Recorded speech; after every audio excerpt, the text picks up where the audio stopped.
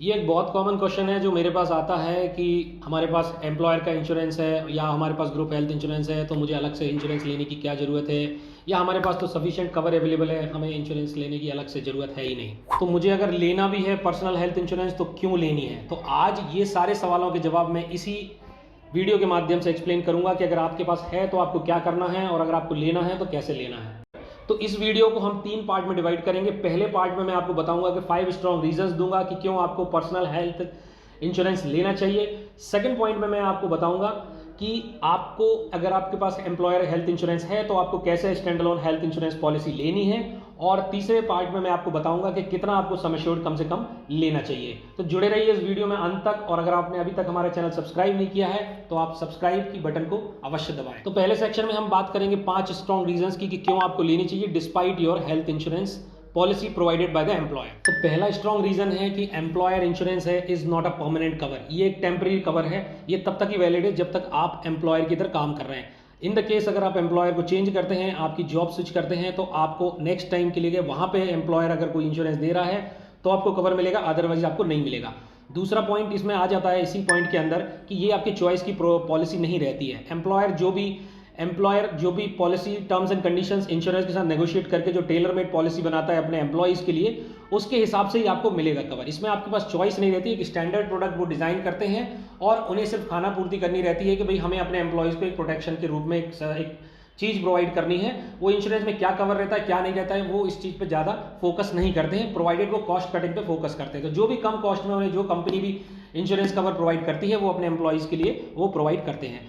और दूसरी चीज ये रहती है इसमें कि ये टाइम टू टाइम चेंज भी होते रहता है। पता चला कि इस बार एक साल का रिन्यूअल हुआ इस कंपनी से, सपोज एक्स वाई कंपनी है, इन कंपनी ने कम कोट करा कंपनी को कि भाई हम आपको सारे एम्प्लॉइज इतने अमाउंट में कवर कर देंगे। नेक्स्ट टाइम कोई अगला इंश्योरर आ जाता है और वो कम कोट करता है या उनके साथ कोई एग्रीमेंट हो जाता है तो वो डेफिनेटली वो कवर स्विच कर देते हैं। इसलिए टाइम टू टाइम चेंज होती रहती है और आपको भी पता नहीं रहता क्या चीज कवर है या क्या चीज कवर नहीं है। दूसरा स्ट्रॉन्ग रीजन है कि एम्प्लॉयर्स का जो इंश्योरेंस रहता है उसमें टर्म्स एंड कंडीशंस नेगोशिएट करी रहती है, उसमें काफी कैपिंग्स रहती है, रूम रेंट की कैपिंग रहती है। एक सर्टेन लिमिट देते हैं कि भाई 5 लाख की पॉलिसी में 5000 का ही रूम मिलेगा। उसमें बाकी भी जो बीमारियां रहती है उनमें भी कैपिंग्स अवेलेबल रहती है। सपोज कैटरेक्ट हो गया या कोई हर्निया हो गया, उनके ऑपरेशन में 20,000 तक ही मिलेंगे। तो उनमें काफी सब लिमिट्स रहती हैं जो नॉर्मली आप लोगों को पता नहीं रहती अनटिल अनलेस आपने पॉलिसी जो टर्म्स एंड कंडीशन वो पढ़ी है कि नहीं पढ़ी है। दूसरी चीज है उनमें एक ड्रॉबैक ये भी रहता है कि इनकी premium time to time change होती रहती है।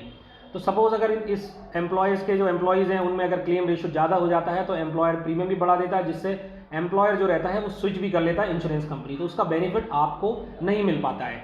तो इससे ड्रॉबैक ये है कि अगर किसी आदमी को बीमारी अगर हो चुकी है या बीमारी हो रही है, अगला इंश्योरर है वो 1 साल के बाद कवर कर रहा है, 2 साल के बाद कवर कर रहा है या डे 1 से कवर कर रहा है, तो बेसिकली आपको बहुत ज़्यादा डिफिकल्टी आती है वो कवर में से बेनिफिट लेने में कि समटाइम्स कुछ कवर रहता है कुछ नहीं रहता। कभी मैटरनिटी कवर प्रोवाइड करता है कोई इंश्योरर, कोई नहीं करता है। तो एम्प्लॉयज हर साल जब चेंज करते रहते हैं या फिर नहीं भी करते चेंज तो उनकी जो कवरेज है वो वेरी करते रहता है डिपेंडिंग अपॉन जो भी उनका एग्रीमेंट हुआ रहता है। तो उस एग्रीमेंट पे आपका कोई बाउंडेशन नहीं रहता, आपकी चॉइस की पॉलिसी नहीं रहती है और उनकी चॉइस की रहती है। वो जिस टाइप से मैनिपुलेट कर सकते हैं पॉलिसी को चेंज कर सकते हैं, तो उसमें आपको बेनिफिट के चांसेस कम रहते हैं। तो इसीलिए आपको हमेशा प्रेफर करना चाहिए कि आप एक रिटेल पॉलिसी लें जो आपकी personal stand alone health insurance policy लेनी चाहिए जिसमें आपकी टर्म्स एंड कंडीशन फिक्स रहते हैं और आपको कवरेज भी अच्छे मिलते हैं, कोई लिमिट्स वगैरह नहीं रहती। अगर आप ऑप्शनल कवर चूज करते हैं तो काफ़ी सारे नॉन पेएबल आइटम्स वगैरह रहते हैं, मैटरनिटी कवर्स रहते हैं या फिर प्री एग्जिस्टिंग डिसीज का कवर रहता है, कोई भी सब लिमिट्स रहती हैं, वो नॉर्मली स्टैंड अलोन पॉलिसीज में नहीं रहती। इसलिए आपको हमेशा वही प्रेफर करना चाहिए। थर्ड स्ट्रॉन्ग रीजन मैं देता हूं कि जो एम्प्लॉयर्स इंश्योरेंस प्रोवाइड करते हैं वो नॉर्मली 2 लाख 3 लाख या 5 लाख का रहता है और आप देख रहे हैं कि हेल्थ इन्फ्लेशन 14 to 15% है इंडिया में। तो आपको लगता है कि 3 लाख 5 लाख जो भी एम्प्लॉयर दे रहा है वो सफिशिएंट है अगर कोई इमरजेंसी आ जाती है आपको फाइनेंशियली प्रोटेक्ट करने में। तो इसलिए आप ये चीज भी कंसीडर करिए कि 3 लाख 5 लाख का उनका फिक्स रहता है, वो बढ़ने का कोई चांसेस नहीं रहता है। वो हमेशा एक खाना पूर्ति के लिए एक आपको नॉर्मली एक थोड़ा बहुत अमाउंट आपको दे देते हैं। आपको लगता है कि भाई हेल्थ इंश्योरेंस है, बट आप ट्रीटमेंट कॉस्ट को अगर कंसीडर करेंगे जो इतनी इंक्रीजिंगली हो रही है, इतनी तेजी से बढ़ रही है, उसके हिसाब से आपको डेफिनेटली एक स्टैंड अलोन पॉलिसी अपनी लेके रखना चाहिए। फोर्थ रीजन मैं आपको दूंगा कि कई बार लोग ये डिसीजन को पोस्टपोन कर देते हैं कि भाई अभी हमें जरूरत क्या है, अभी हमारे पास एम्प्लॉयर का है, जब हम एम्प्लॉयर को स्विच करेंगे उस टाइम अगर नहीं मिला तो उस टाइम ले लेंगे। तो ये चीज आपको ध्यान रखनी है, डिसीजन की पोस्टपोन करने की गलती ना करें। क्योंकि क्या रहता है कि मेडिकल कंडीशंस जो आज आपकी हैं, आप अभी हेल्दी फिट एंड फाइन है, लेकिन सेम मेडिकल कंडीशन आपकी 5 साल 10 साल बाद नहीं रहने वाली है। और हेल्थ इंश्योरेंस रिटेल वाले जो स्टैंड लोन पॉलिसीज है वो तभी तक मिलती है जब तक आप हेल्दी हैं, फिट एंड फाइन है। और अगर आपको कोई बीमारी हो जाती है, कोई मॉर्बिडिटीज हो जाती है, या कोई हार्ट की प्रॉब्लम हो जाती है, डायबिटीज़ हो जाती है, तो आप अगर स्टैंड लोन पॉलिसी उस टाइम पे लेने जाएंगे तो वो आपको डेफिनेटली एक बहुत ही कठिन प्रोसेस होने वाला है। और मोस्ट ऑफ द एम्प्लॉयज़ अगर कुछ बीमारी बड़ी हो जाती है तो फिर वो डेफिनेटली मना ही कर देते हैं। जहाँ पे उनको चांसेस लग रहे हैं कि क्लेम ज़्यादा आने वाले हैं तो उस केसेस में वो पॉलिसीज़ आपको नहीं देते हैं। तो आप अगर ऐसी गलती कर रहे हैं तो ऐसी गलती बिल्कुल ना करें। आप अभी फिट एंड फाइन है, एक हेल्थ इंश्योरेंस लेके चलें जो हमेशा आपके साथ रहे, जो हमेशा आपका साथ दे। कितने सारे लोग हमारे पास आते हैं, उनकी यंग एज रहती है, उनको कोई बीमारी हो जाती है, हार्ट की कोई प्रॉब्लम हो गई है, हार्ट की सर्जरी हो गई है, डायबिटीज़ वगैरह हो गई है, तो इन केसेस में कंपनीज क्या करती है, बहुत ज़्यादा नेगोशिएट कर देती है उनके साथ, उनकी प्रीमियम्स राइज कर देती हैं और समटाइम्स उनको डिनाई भी कर देती है इंश्योरेंस कवर देने में। तो वो सिचुएशन आपके साथ फ्यूचर में ना आए, इसलिए आज आप फिट एंड फाइन हैं तो आज से ही आपका हेल्थ इंश्योरेंस लेके चलें। और फिफ्थ स्ट्रॉन्ग रीजन है, आपको 80D सेक्शन में इनकम टैक्स के आपको बेनिफिट मिलता है और गवर्नमेंट भी आपको प्रमोट करती है कि आप अपना स्टैंड अलोन हेल्थ इंश्योरेंस लें। तो इसमें आपको 25,000 तक का बेनिफिट 80D सेक्शन में मिलता है। अगर आप अपने लिए लेते हैं, पेरेंट्स के लिए लेते हैं तो 25,000 एक्स्ट्रा, और मैक्सिमम ये बेनिफिट आप 75,000 तक के टैक्स सेविंग में आप अवेल कर सकते हैं। अब हम वीडियो के दूसरे सेक्शन में आ जाएंगे कि अगर आपके पास एम्प्लॉयर हेल्थ इंश्योरेंस है तो आपको stand alone health insurance policy लेनी कैसे है।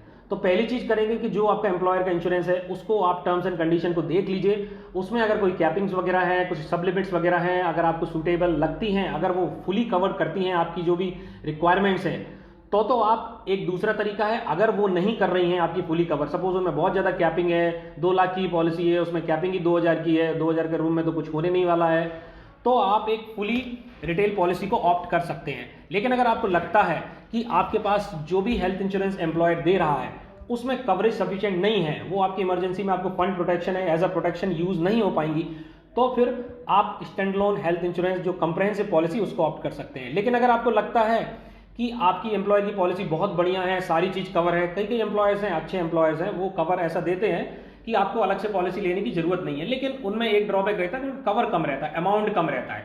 Though they are the fully covered health insurance, but फिर भी उनमें कवर अमाउंट जो सम एश्योर्ड है वो कम रहता है। और आपको लगता है कि बहुत ज़्यादा सम एश्योर्ड थोड़ा आपको बढ़ाने की जरूरत है, तो आप सुपर टॉपअप ऑप्शन में डिडक्टेबल ऑप्शन को चूज कर सकते हैं। ये पॉलिसीज जो सुपर टॉपअप्स हैं ये बहुत ही कम प्रीमियम में आ जाती हैं, और इनमें जो भी पॉलिसीज आपकी सपोज 5 लाख का एम्प्लॉयर दे रहा है, तो उस 5 लाख का डिडक्टेबल लगा के अगर आप टॉपअप लेंगे 10 लाख का, 20 लाख का, तो आपको बहुत ही ज़्यादा रीजनेबल प्राइस में आ सकता है, तो वो आप ऑप्ट कर सकते हैं सेकेंड केस में।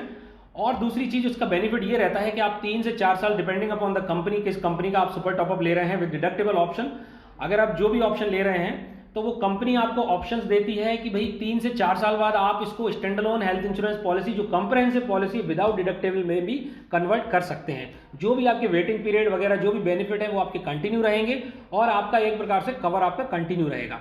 तो अगर आप एम्प्लॉयर स्विच करते हैं और अगर आपको 4 साल 5 साल बाद आपको लगता है कि आप दूसरे एम्प्लॉयर के पास जा रहे हैं, वहां पे कवर नहीं है, तो वो आप सुपर टॉपअप को मेन कंप्रहेंसिव पॉलिसी में, रिटेल पॉलिसी में कन्वर्ट कर सकते हैं। तो ये सजेशन हमारा रहेगा कि अगर वो वहां पे आपका एम्प्लॉयर दे रहा है इंश्योरेंस, तो आप डेफिनेट से डेफिनेट कंडीशन में आप ये सुपर टॉपअप लेके ही चलें, ताकि आपके फ्यूचर के जो भी प्रॉब्लम्स हैं उनसे आप सॉर्ट आउट कर सकते हैं। तो हमारा सजेशन रहेगा कि अगर आपके पास कंपनी आपकी इंश्योरेंस देती है तो आपको एक सुपर टॉपअप को डेफिनेटली ऑप्ट करना चाहिए। इससे क्या होता है कि आपका जो बेनिफिट है वो बहुत ज़्यादा बढ़ जाता है, आपके पास एक अच्छा सम एश्योर्ड हो जाता है। सपोज एम्प्लॉयर 5 लाख दे रहा है और आपने डिडक्टेबल 5 लाख चुन के एक 20 लाख की पॉलिसी ले ली, तो 5 लाख वो और 20 लाख ये, तो बेसिकली आपके पास 25 लाख का कवर हो गया है। तो अगर इन केस ऑफ हॉस्पिटलाइजेशन अगर 10-15 लाख का भी खर्चा आता है तो 5 लाख आप वहां से क्लेम कर सकते हैं और बचा हुआ अमाउंट आप ये सुपर टॉपअप से क्लेम कर सकते हैं। तो एक बहुत ही अच्छी चॉइस रहेगी अगर आप ये ऑप्ट करते हैं। और जो final section of the video है वो उसमें मैं आ जाता हूं, जो मैंने जैसा कि मैंने आपको बताया था कि आपके पास कितना कवर रहना चाहिए। तो नॉर्मली सिटीज में हम लोग 5 लाख टू 10 लाख तो नॉर्मली एनुअल पैकेज रहता ही है। तो एक थंब रूल है कि एनुअल पैकेज का 3 to 5 times health insurance cover आपके पास हमेशा रहना चाहिए। सपोज आपकी इनकम 10 लाख है तो आपका 30 लाख से 50 लाख के बीच में आपका हेल्थ इंश्योरेंस रहना चाहिए। तो आपके पास एम्प्लॉयर है और आप ये 30 लाख, 40 लाख, 50 लाख का टॉपअप ऑप्ट कर सकते हैं। तो इससे आपका कवर बहुत ज्यादा बढ़ गया है। और आप जैसा कि मेडिकल इन्फ्लेशन को देख रहे हैं, 14 से 15% का इन्फ्लेशन है। जो चीज आज 5 लाख में है, आज से ठीक 5 से 10 साल में वो चीज डबल 10 से 12 लाख रुपए में हो जाएगी। तो आप एक प्रकार से हमेशा प्रोटेक्टेड भी रहेंगे। तो आशा करता हूँ इस वीडियो के माध्यम से मैं आप तक कुछ जानकारी पहुंचाना चाहूँगा वो आप तक पहुंची होगी और आपको इस स्टैंड अलोन हेल्थ इंश्योरेंस लेने की एक्चुअल नीड समझ में आई होगी। तो किसी भी प्रकार का टॉपअप या किसी भी कंपनी का टॉपअप लेने के लिए आप नीचे दिए गए हमारे नंबर से कांटेक्ट कर सकते हैं, मुझसे या हमारी टीम से जुड़ सकते हैं, या किसी भी प्रकार की क्वेरी हो अपने एम्प्लॉयर इंश्योरेंस में, उनकी टर्म्स एंड कंडीशन में कुछ आपको डाउट हो, वो समझना चाहते हैं, तो आप हमसे अपॉइंटमेंट लेकर एक हमारा नॉमिनल सा चार्ज है अपॉइंटमेंट का, वो लेकर आप हमसे सारी पॉलिसीज़ की जो भी डिटेल डिस्क्रिप्शन है वो हम आपको समझा सकते हैं।